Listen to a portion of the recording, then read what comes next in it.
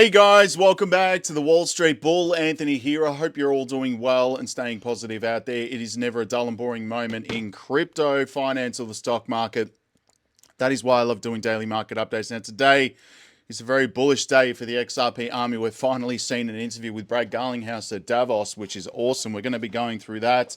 Actually, we're going to be watching the full interview of that as well. The Bitcoin correlation to gold is nearing very nicely, guys. So stay tuned for that. We've also got some updates in relation to Hedera hash graph. And yes, Davos is taking place at the moment with all of the global leaders. I'm not going to be going over too much with the three commas bots, but they are in gains. I'm actually going to show you all of that today. Let's get into the video. Massive shout out and thank you to every single one of you who have subscribed to the channel. I really appreciate it. Thank you very much. If you are new, make sure you smash the subscribe button down there and turn on that little bell notification, because as you can see right here, I absolutely love documenting my journey with investing with cryptos, dividend stocks, growth stocks, talking about passive income, building financial freedom, and of course my goal at the end of the day is to build generational wealth. So come along this incredible journey. Things are about to get pretty wild in the space. Also, if you can give this video a thumbs up, watch it straight through, would really help me push this channel out to a lot more people, because the YouTube algorithm is absolute magic when you find, ladies and gentlemen, do that. All right, so make sure you give it a good old thumbs up. It's down there. Thank you very much. You guys rock. Also, a little disclaimer, I am not a financial advisor. Please do your own research and due diligence with this stuff, all right? And also, my number one golden rule is I only invest what I can afford to lose. All right, formalities right away, straight into it. I've got a pretty busy day today. This is no BS, okay? The profits being made from the three commas bots, that's on the 13th of January, the 14th of January, we've got the 15th of January. That wasn't a really great day, but still profit, I'll take it. And the 16th of January, which was yesterday, is nuts. I mean, $1,382, that's a week's wage in one day. So it's ridiculous. Go check it out. The Patreon is linked below. The Wall Street Bull University. Top altcoins this morning. We had Ubix, Sia Coin, LCX Phantom, and Axie Infinity. Very nice. And of course, let's go to coin market cap. We have a total of $1.7 trillion today. Nice. 61 on the Fear and Greed Index, $58 billion in volume, so it has creeped up, which is nice. Bitcoin dominance sitting at 49%, Ethereum's at 18%. Very nice right there. Open interest on perpetuals is 83.53 billion and futures is 2.17 billion. Going to the top coins and the price of Bitcoin today, $43,000. Ethereum's at 2,599. We've got BNB at 315. Solana's at 98. XRP 57 cents. Come on. Bullish. DOT $7.54. We've got Link at $15. Matic at 85 cents. ICP at $12. We'll continue to dollar cost average into that. Shiba Inu's down today. I'm still holding on to that. Haven't done anything with it really. Scrolling down, Optimism $3.65.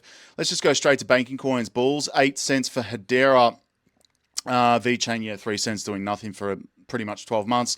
Algo's 19 cents. We have Quant at 119. Very bullish on Quant. Scrolling down, let's have a look here. IOTA's at 24 cents. We have Gala at 2 cents. XDC at 4 cents as well. And Casper, I'm not sure where that is at the moment, but that seems to have dropped out of the top 100. Not too bad, though.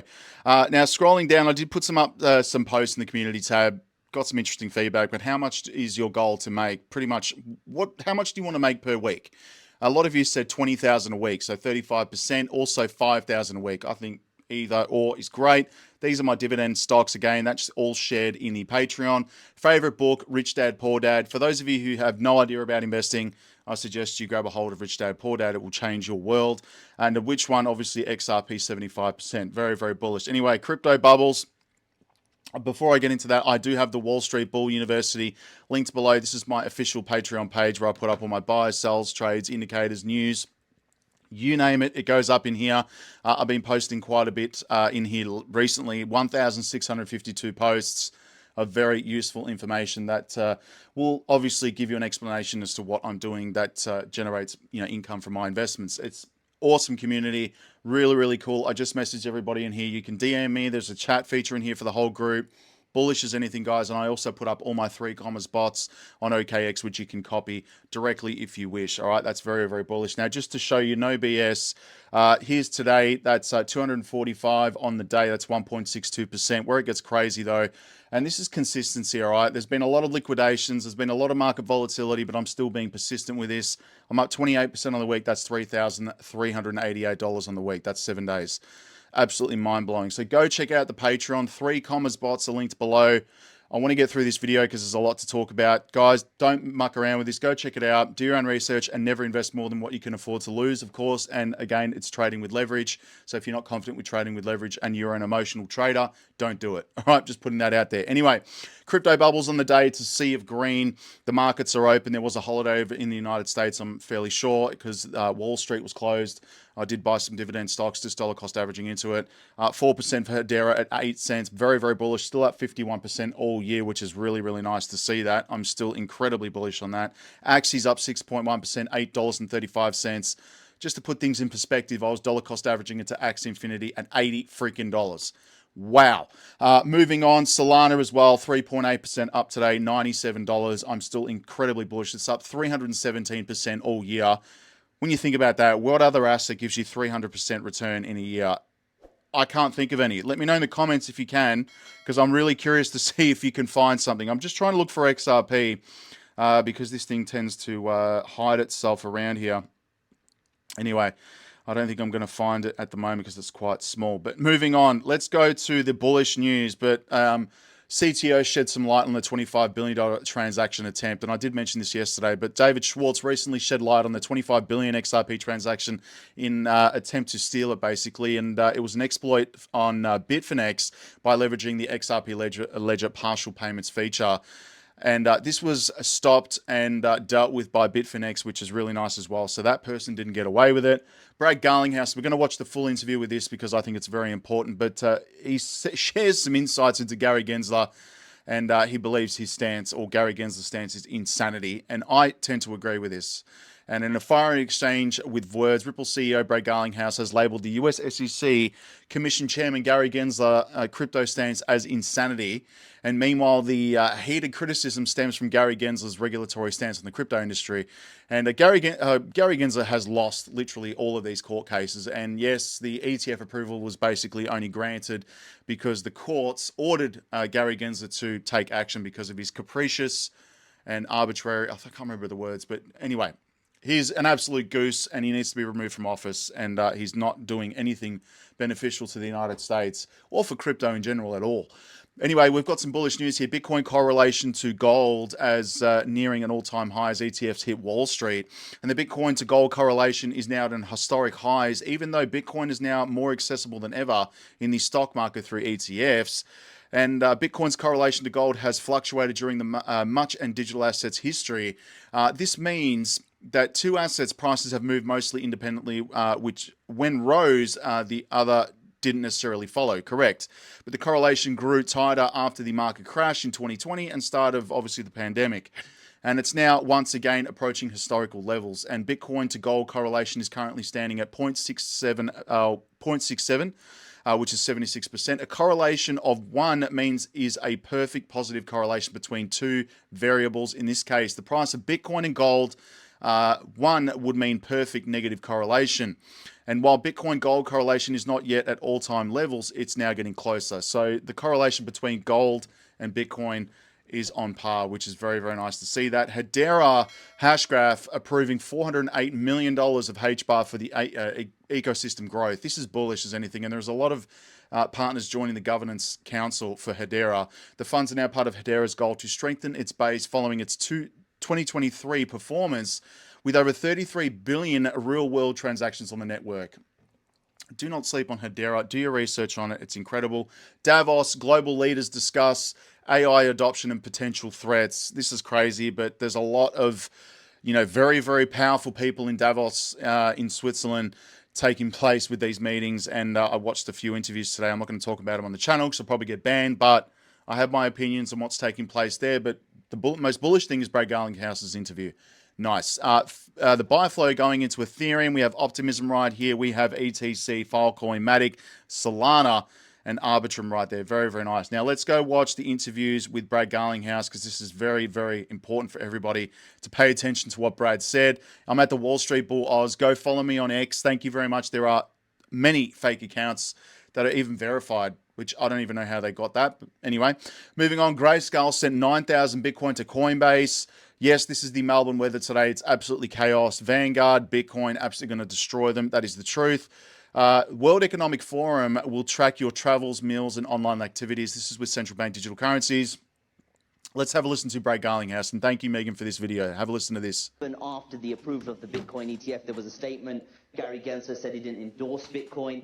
He still called most other crypto assets securities. Is this posturing, or do you think there's a chance the SEC has changed its stance? There's an expression about, one of the definitions of insanity is doing the same thing over and over again and not expecting a different outcome. I think Gary Gensler is doing the same thing over and over again, and it thinks that somehow he's going to win in court. He has continued to lose in court.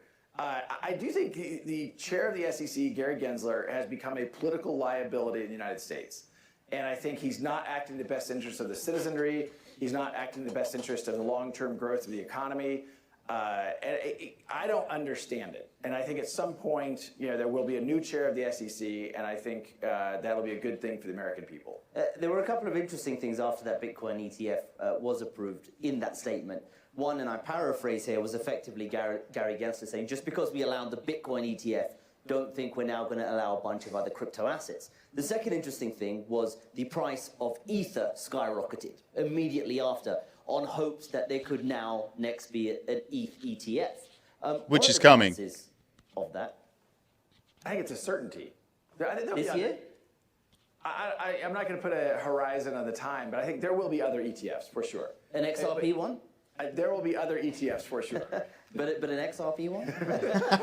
I love this game we play. Look, I am very That's the last time I asked. That's fine. But look, the sad part of that reality is we have a Bitcoin ETF only because a U.S. court said to the SEC, you're being arbitrary and capricious in your application of the law. What would be sad is if every ETF had to go through that same journey and for Gary Gensler to get smacked down by the U.S. court system again. That might be necessary, but again, at some point, I think Gary Gensler won't be the chair of the SEC, and that will be a good thing for the American people. There's what the SEC does, and then there's what is going on in Washington, amongst lawmakers, and those are linked but also separate. Now, the US hasn't passed any kind of comprehensive regulation around crypto assets at this point. Unlike, you see in the European Union with MiCA and some of the other jurisdictions you mentioned earlier as well, Dubai. But there are a number of bills trying to make their way through the lawmaking process. One of those is around stablecoins. There's a number of others as well. Do you think that in 2024 there is the political will, given it's an election year as well, to pass some of these bills and bring them into law? I said earlier I don't like to predict things based on time, and this one I will. I think this year there will be legislation that passes. I won't be as predictive about which one. I think likelihood is that the stablecoin, clarity for stablecoin. I can't remember the name of the bill that has been going through the system in Washington D.C. But I think we will see that in part because the U.S. Treasury wants it. Right. I mean, I think the stablecoin market has really surprised people in some ways in terms of solving a real need. And I think it only makes sense for there to be regulatory clarity around that. I think that's good for the whole industry. And one of the things you said earlier is, are there skeletons in the closet? The stablecoin market, because there hasn't been clear rules of the road, it'll be interesting as that comes to fruition. The two primary, obviously USDT and USDC. I think they are, here to stay, and I think you're going to see other entrants in that market too. Very interesting. You said before that the US risks losing some of the leadership around this industry, that other countries have taken a lead, and a lot of that is due to what the SEC does and the fact there isn't clear regulation in the US. If the regulation does pass this year, if there's clearer rules for the road for the broader industry, does that help? Will the US be able to compete with some of these other jurisdictions who took an early lead in this industry? For sure, yes. I don't think the market has passed the U.S. I think it has passing. And you are seeing, look, we have publicly shared over 70% of Ripple's hiring last year was non-U.S., despite the fact that there's still a majority of our employees in the United States. Why would we want to hire in a market where we have a hostile government? We have a government who won't provide the clarity we have asked for, where we had to fight for years and spend well over $100 million in the court system to fight them. $100 million. There will continue to be a lot of activity, I think, in London, in Dubai, in Singapore, in some of the other financial capitals of the world. But I think the U.S. eventually figures it out. I don't know how to predict what's going to happen in the election cycle, but no matter what, there's going to be a shift, if you will. And I think we will see a shift at the SEC, hopefully to a new chair that is constructive and wants to work with the industry and not put their own agenda ahead of the American people's. Very, very nice interview. It's absolute facts, right? Gary Gensler is insane in my opinion. And yes, Brad Garlinghouse, putting out Let's FG right here, 100%. 2024 is going to be a big year for crypto and just bullish as anything. And Johnny Deaton right here, best post of the week so far. A CEO who spent $100 to $200 million on unnecessary legal fees. That's insane, but necessary. Forcing the SEC to back down. Bullish by demanding his day in court, effectively saying, let me see you prove those BS charges to a jury, and looking forward to 2024. Absolute facts. Wave of innovation, ladies and gents. I will be on the Gold Coast back in March, which is going to be nice. And here is the schedule. Some very, very bullish speakers coming to town, and one of them is, of course, Johnny Deaton and Crypto Eerie. Thank you very much. That's going to be incredible. There's Fabio, legend, mate. And yes, they are the gains. Top 3 spot Bitcoin ETF trading volumes so far today. We have BlackRock at 226 million, Fidelity 170 million, and ARK 21 shares $65 million. Is anybody actually seeing how much money's trading? Absolutely wild. Quickly go to CoinMarketCap, and yes, my watch list. I'm still bullish on the banking coins. All of them are basically in the Patreon, the Wall Street Bull University. Go join up to that. And of course, XRP all-time gains is 9,700%.